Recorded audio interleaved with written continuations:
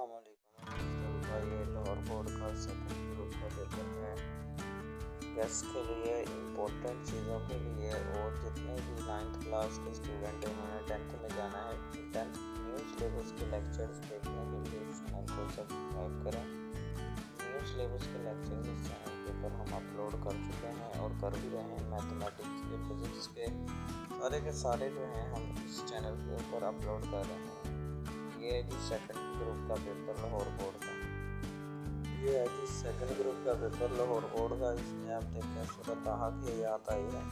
मैंने पहले बताया था कि सूरत ताहा की जितनी भी आयत हैं ये लाजमी आएंगी। दूसरा ये व इबादुर रहमान अल्लज़ीना, ये बहुत इम्पोर्टेंट है, सूरह फुरक़ान में से हैं, ठीक है।